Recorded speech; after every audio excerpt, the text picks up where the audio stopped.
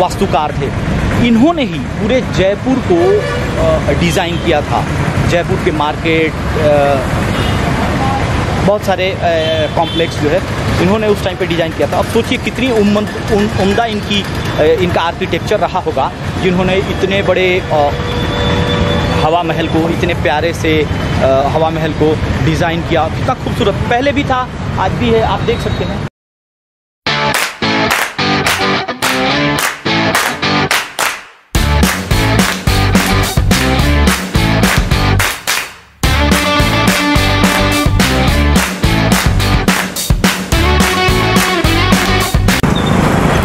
यार आज गुलाबी शहर में कुछ ऐसा है आलम है कि मैं जब होटल से निकला, वैसे मैं थोड़ा सा लेट हो गया था क्योंकि नाहरगढ़ फोर्ट वगैरह सुबह के 5 साढ़े 5 बजे से ही शुरू हो जाता है, क्योंकि वो लोग सनराइज़ वगैरह दिखाते हैं। और मैं जा नहीं पाया। मैंने सोचा चलो पहले हवा महल आप लोगों को दिखाते हैं और फिर इसके बारे में कुछ बताते हैं।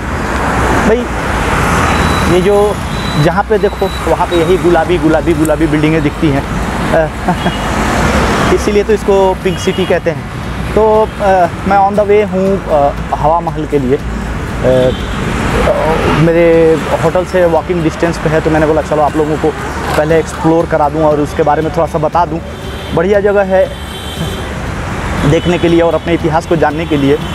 तो एक बार आइए, 1-2 फ़ोटो भी क्लिक कर सकते हैं। बढ़िया व्यू है और एक सुंदर आप लोगों को दिखेगा भी जो भी इसके व्यू हैं, और आप फ़ोटो क्लिक कर सकते हैं। पास में ही है मेरे होटल से। ये क्या बोलते हैं,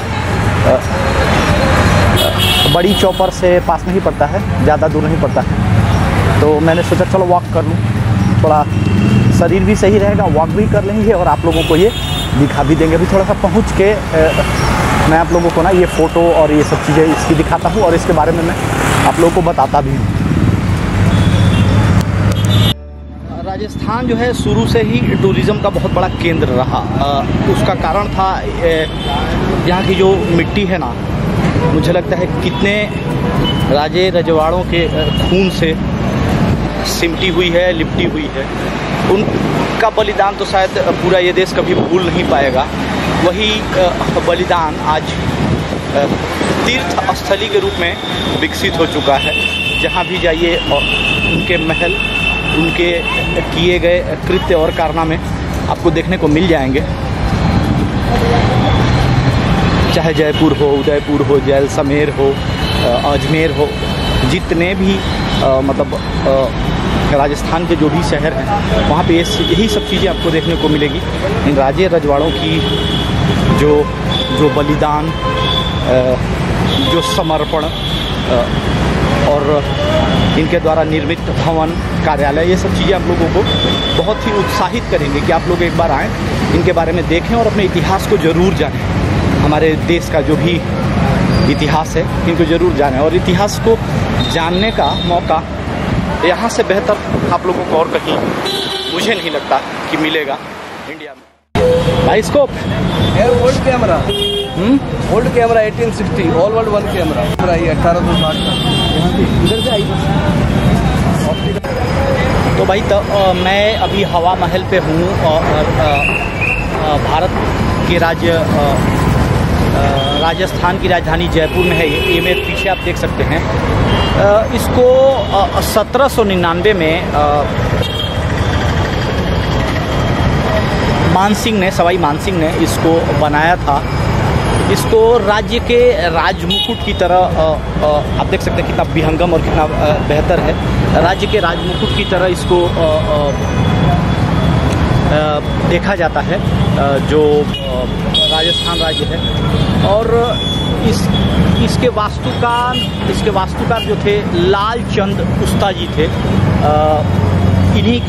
उन्होंने ही इसको डिज़ाइन किया था, आर्किटेक्चर को, इसके वास्तुशास्त्र को, और उन्होंने ही उन्हीं के इस डिज़ाइन पे इस हवा महल को बनाया गया था।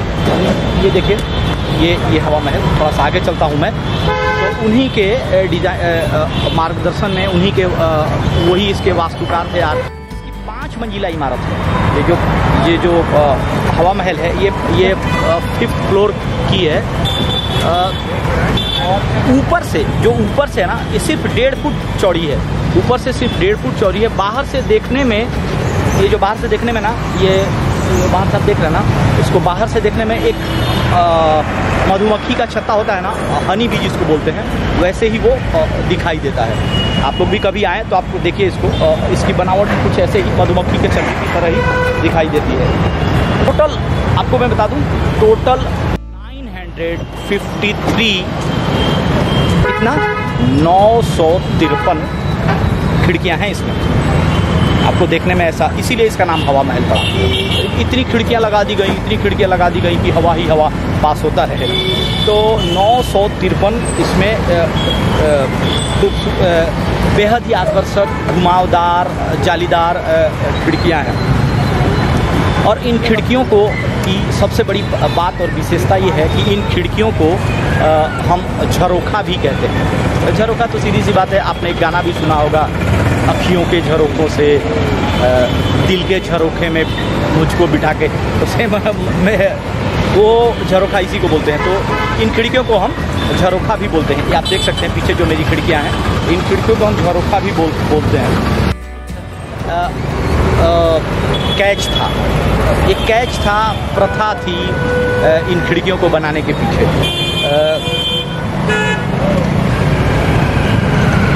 वो ये प्रथा थी कि बिना किसी के निगाह पड़े, मतलब बिना किसी को देखे, बिना किसी के निगाह पड़े, जो पर्दा प्रथा थी ना पुराने ज़माने में, जो पर्दा प्रथा थी उसका सख्ती से पालन हो।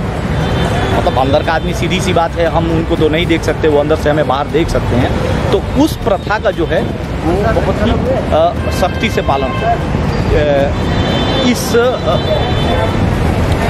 इसीलिए इन खिड़कियों को बनाया गया था, उसी हिसाब से इसकी डिज़ाइन की गई थी। और जो राजघराने की महिलाएं होती थी पहले के ज़माने में, जो राजा रजवाड़ों के टाइम में जो राजघराने की महिलाएं होती थी, वो यहीं से बैठ के बाहर के नज़ारे, जो रोज़मर्रा की ज़िंदगी है, जो बाज़ार हुआ करते हैं, उन सब का नज़ारा वो यहीं से ले लिया करती थी। और जो भी जो रोज़मर्रा की जो गतिविधियाँ होती हैं, उनके नज़ारे वो यहीं से लिया करती थी। प्रभाव के कारण ये महल और इतनी खिड़कियाँ लगने से ये महल जो है,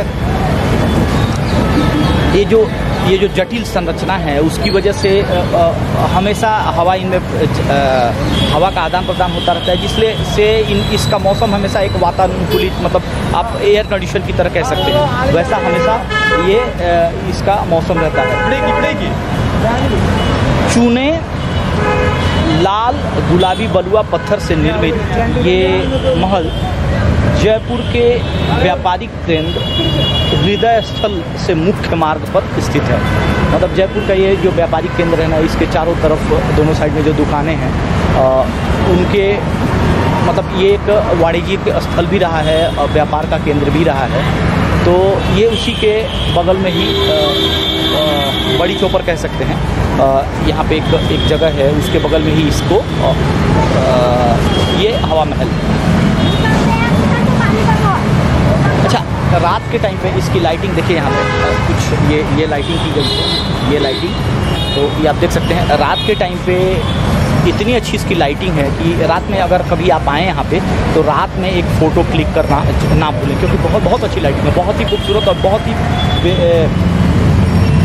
बेहद नज़ारा हो जाता है इसका। मतलब मैं ये कहूँ कि आपका दिल तो ज़रूर एक बार खुश हो जाएगा अगर रात के टाइम पे भी आके सेल्फी क्लिक करें। बहुत सारे लोग आते हैं यहाँ पे, तो आप भी आएँ।